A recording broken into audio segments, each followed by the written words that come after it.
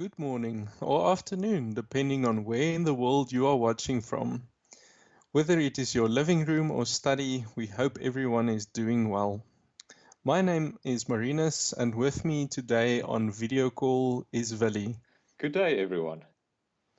We will be your hosts for this particular webinar in the next 30 minutes or so. We ask that you feel free to ask a question on the right-hand side. There's a column called Ask a Question, and you may do so at any time during the live webinar. We will be answering those right at the end. Yes, thank you very much, everyone, for joining in. We will make use of this opportunity to share a little bit on what Flownex can do to help you design, simulate, and test mechanical ventilators. So let's start off by talking a bit about Flownex itself. For those of you who are not familiar with the software, Vili, can you elaborate on Flownex besides being an engineering tool? Flownex is a system design tool that solves the mass, momentum, and energy conservation for large thermal fluid systems. Flownex is used in many industries for tasks such as HVAC design, control system optimization, and many other types of industrial processes. Flownex contains a large library of components that contain a mixture of fundamental physics and empirical correlations. This modeling approach makes Flownex very easy to use and allows for very fast simulation times, as you will see in the upcoming demo. Flownex contains a large library of control components which can be easily integrated into your existing flow model. Flownex also contains a library of visualization elements that allow you to build your own custom human interface or HMI, but more on this later in the webinar. I'm really looking forward to that HMI part, Vili. I would also like to tell the audience that Flownex is developed within an NQA1, that's nuclear certification, as well as ISO 9001 environment to ensure the best standards and quality gets put into the software. Next up, to explain the background on what we will be talking about in the webinar today, let's first take an overview on the human respiratory system. The integrated respiratory system is responsible for the following: humidifying and heating air that enters the airway through the nasal cavities and eventually the trachea. This air is then distributed to both of the lungs through the bronchi, thereby oxygenating the bloodstream through small balloon-type sacs called the alveoli.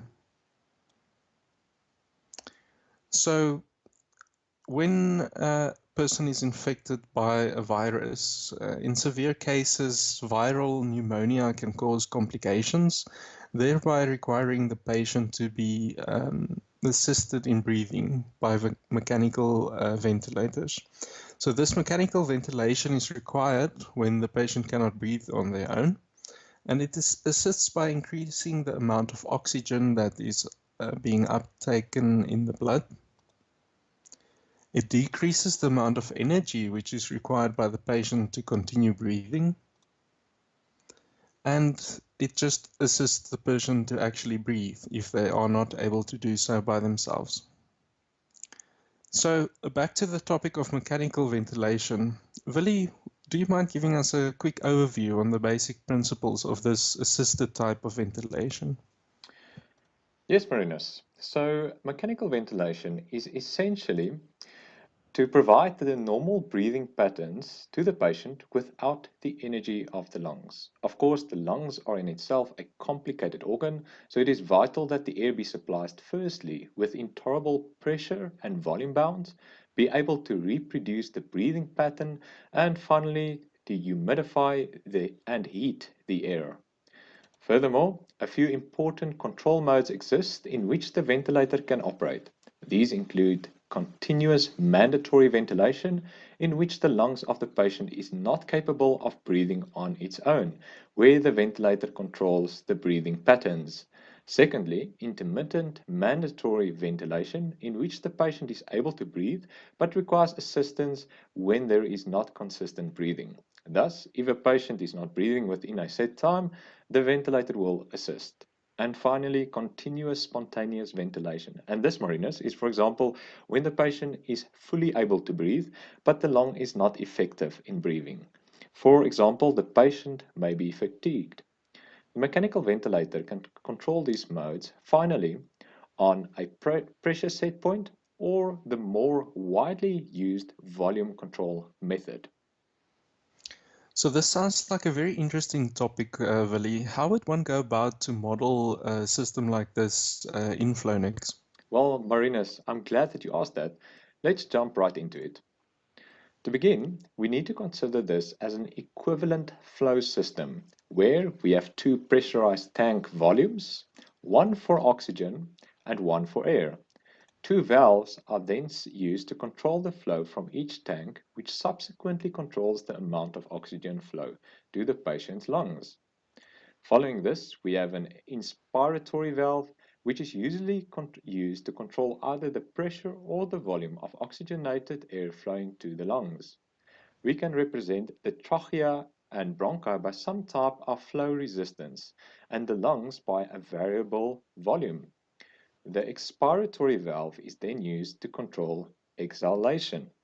Finally, we have a control system which controls the valves for various modes in which ventilation can occur. To represent these mechanical components in Flownex, the tank or lung volume is represented as a reservoir component. The valve is the basic valve. A ventilator tube can be represented by the pipe component. The resistance due to the trachea and bronchi can be represented by a flow resistance.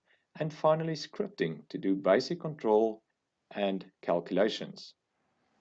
That sounds great, Willie. So we know Flownex is very customizable, but how would you go about then to represent the lungs, since there isn't exactly a lung component, right? Yes, we can actually represent the lung by using a commonly found graph called a transpulmonary pressure versus volume or PV curve as shown here. It is important to highlight that Flownex has the ability to change a component's volume during a transient scenario. However, the design engineer must just be aware that the changing volume might cause non-convergence in the solver, especially with a compressible gas. To rectify this, the user can simply relax the pressure solver and also mass to ensure stability, and Flownex will solve the network with ease. If there are any questions regarding this, please feel free to reach out to us. Interestingly, I see the breathing cycle has hysteresis, as you can see in the curve. Willie, how can this be represented in Flownex? Well, Marinus, this can easily be done by creating two curves, one for inspiration and one for expiration, and then using a basic script to use either the one or the other, depending on the current state of the lungs. I see, Willie, that's actually quite straightforward. So before we continue, I would just like to remind the audience that our live version has a tab on your right to ask a question, and we are standing by to answer those at the end of the session. So, Marinus, without further ado, let's jump into Flownex. So here we have the Flownex simulation environment, and our canvas is occupied by our different components. First of all, there are two components representing the oxygen and air tank with a reservoir, and also the basic valve, which represents the valves. We have the pipe components, which represent the mechanical ventilator tubes, the inspiratory valve, and a flow resistance representing some pressure drop for the trachea and bronchi. And finally, we have the lung component. Now, in this lung component, we actually have a tank with a variable volume and a script to do the calculations from where it actually reads from our volume versus pressure graph, as you can see over here. So we further built or we further added some visualization tools to our network. For example, this is a track bar showing if the expiratory valve is open, and this is another track bar showing if the inspiratory valve is open. So we have also added a graph to show the current state of the lung. Now, there are a few background lines on this graph just to show how these points will be followed as the lung continues in its breathing cycle. So, let's solve the network. As you can see, it is at its starting point, and now we will basically run the network in a transient scenario, and we can see the breathing cycle. So currently the lung is inspirating, so we will just wait for the network to continue, and there the lung is actually expirating at the moment. So we'll just wait for one more cycle. And Wow, that's very satisfying to watch, Billy.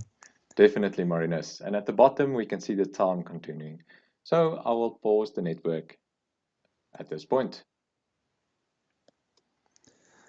Billy, so you mentioned the control system earlier. The flow system looks very good, but the control system is such a crucial part of a mechanical ventilator in order to ensure its safe operation and to fulfill its design criteria. That is completely correct, Marinus, and also very important. We will now look at how to implement the different control modes in Flownex.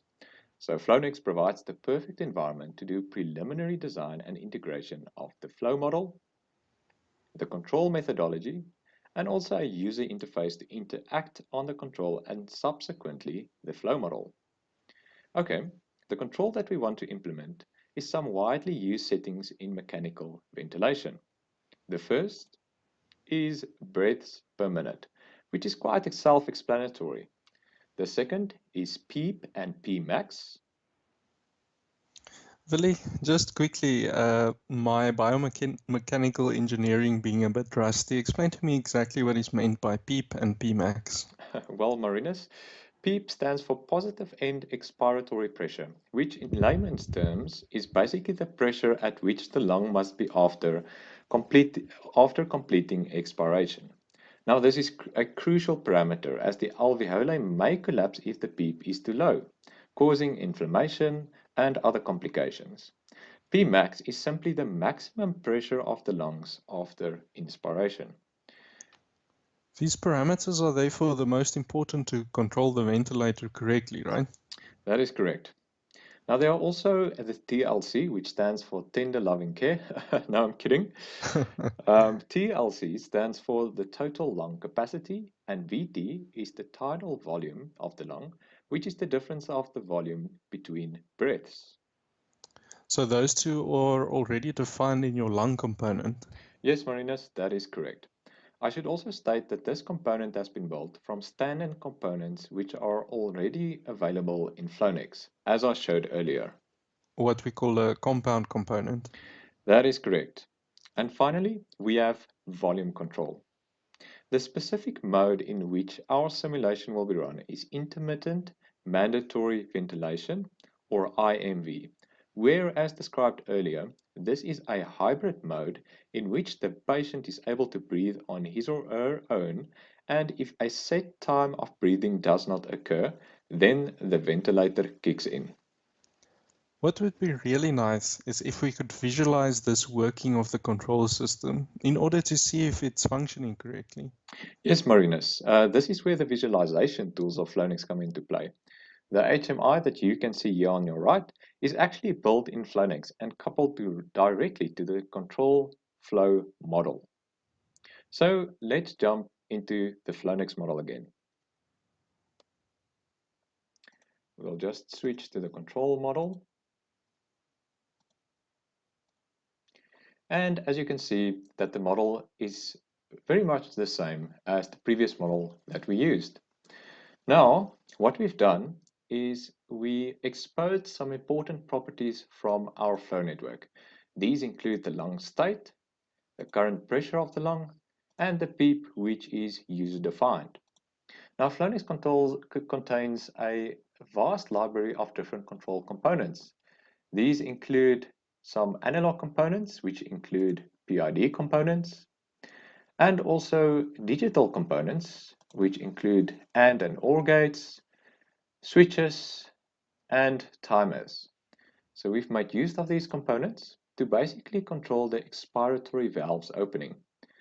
One of these components is, for example, a rate limiter, which enables the valve to open, but not instantaneously. Also, we've made use of a timer component or an on-delay timer, which basically sets the time between breaths. We've also made use of a PID component, which controls the PEEP. Furthermore, we also have flow control, which controls the inspiratory valve. Here we have comparators to see if the lung is inspirating or expirating. So, once this was done, we went on to build the HMI, as you can see here. So just to give you a quick overview of the HMI, I'm just going to zoom out a little bit so that we can actually see the values. Let me make the screen a little bit smaller, or bigger in this case. So looking at these graphs, the first one is POUR, which stands for the airway pressure, and this is the lungs current pressure. Furthermore, we have the flow in liters per minute, and then the volume of the lung in liters. Also, we have a few settings here. We have the PEEP, we have the POUR, which is the airway pressure, the maximum pressure, the volume control, the flow, the breaths per minute, the tidal volume, as explained earlier, the volume, and the lung rest volume. Now, Flownex contains various of these visualization tools and also control components. For example, by using a sliding bar here, if I slide it down, the volume control will change. So Marinus, let's solve the network. And currently, I also have a button here where I will be able to activate a breath for the patient. So let's run the network. And the first breath is being taken or induced by the ventilator. I'll just wait for the breath to finish. As you can see, the volume flow is currently negative, meaning the patient is breathing out, and we will force a breath by the patient.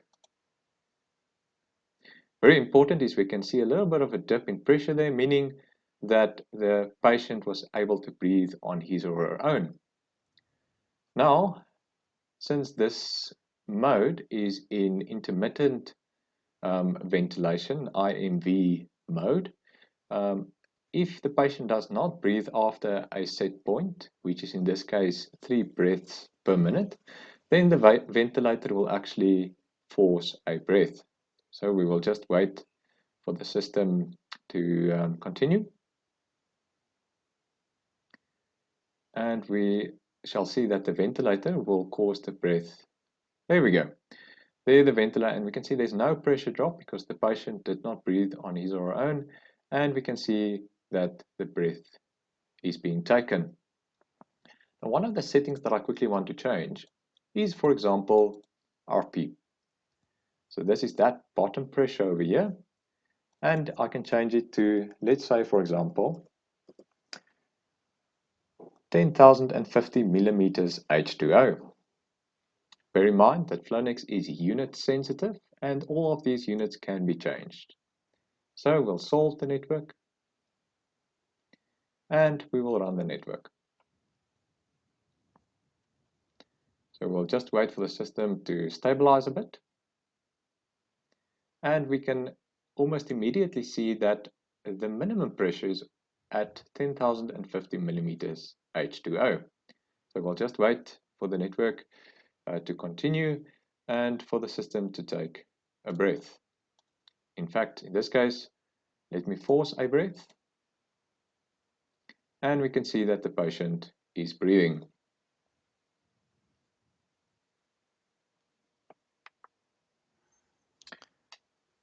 I'll pause the network here. Yes, Marinus. So what if we increase the breaths per minute for this IMV type of control? We can definitely do that. So let's say, for example, we increase the breaths per minute to 6. Solve the network and run the network during a transient scenario. So first off, we'll see that the amount of breaths that will now be forced by the ventilator will be much more frequently.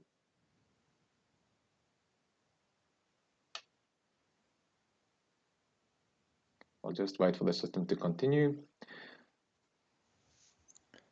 So while we let that run, Willie, I know there's a lot of complicated components and way that the control system has been set up.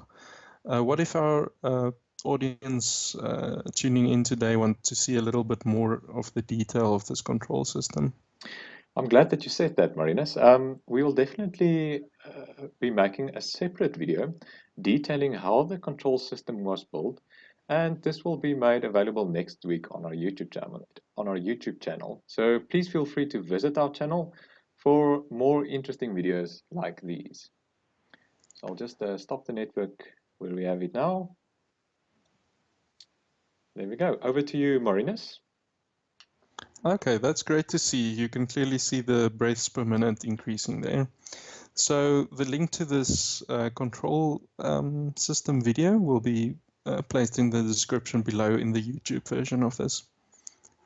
Something that we haven't touched on yet, which we talked about in the beginning of our presentation, is heating and humidifying the air, which is crucial if the air is not to further damage the sensitive lung tissue.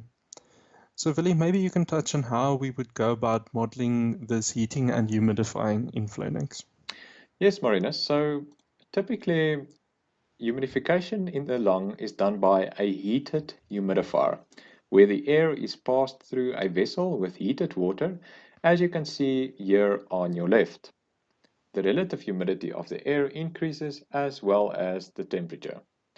Flownex contains a humid air fluid model, which then enables us to do the relevant calculations and also psychometric chart to visualize the process. So, for a final round, let's jump into Flownex. We'll just go to our humidification network. And as you can see, it's very much the same network as we used in the beginning. First of all, we can see the relative humidity of the air going into the lungs. At the moment, or just before the humidification process, 48% and 15 degrees Celsius. And then the humidity of the air going into the lungs at 24 degrees Celsius. So we've built a few components over here. First of all, this is the humidification process, and this is the heating.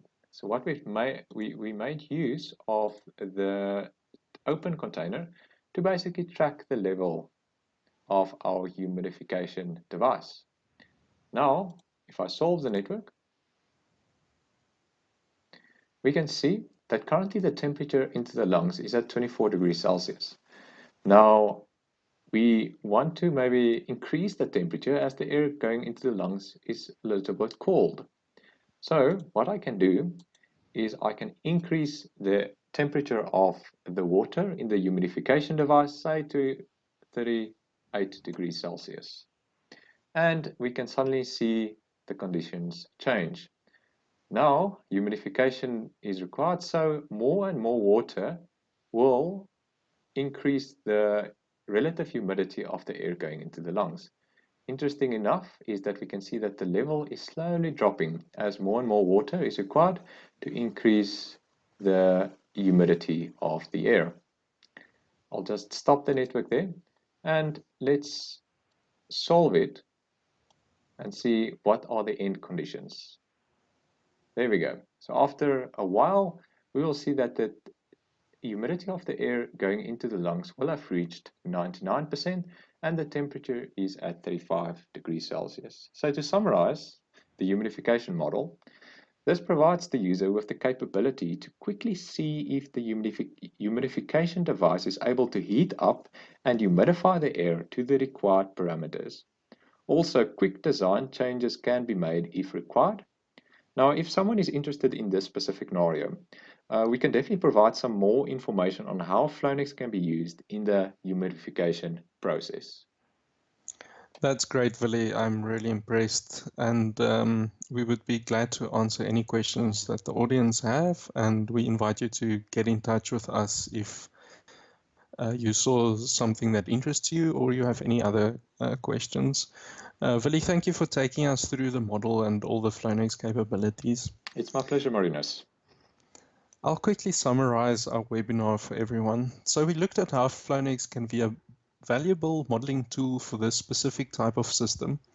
The available components and fluid models could also be used for other industrial or medical systems involving flow and heat transfer. Special behaviors, such as the lung component, for example, can be modeled in Flownex using built-in functionality. There is also an extensive control library containing analog and digital control elements, which enables the user to fully model the control system and its behavior. Furthermore, Flownex contains the necessary visualization tools to quickly build an HMI that reflects that of the end product. This allows the design engineer to obtain feedback from potential end users, as this is an important step during product design, in order to reduce the time to market. Vili, how can we take this further? Are there any other design tasks where Flownex can prove to be more valuable? Well, Marinus, for most of the components in Flownex, they contain inputs that are widely accepted in industry. This gives the design engineer the capability to easily determine sizing and parameters for the components, such as the valves, compressors, or any other mechanical components during the detailed design phase. Off-the-shelf components can be modeled and evaluated whether they will perform according to design specifications and evaluate the performance against set industry standards. Well, that's about all we have time for today, unfortunately. Vili, many thanks for the excellent presentation as well as the live demonstration. It was my pleasure, Marinus. I really hope that the viewers enjoyed it as much as I did. I'm really sure they did. So for everyone watching, if you have any further inquiries, please feel free to visit our website or send an email to inquire@flownex.com, as you can see on your screen below. We would be happy to get in touch. For our live audience, we shall now proceed to answer any of the questions that were posted on the questions tab. You can still feel free to ask any questions that you might still have. Thank you.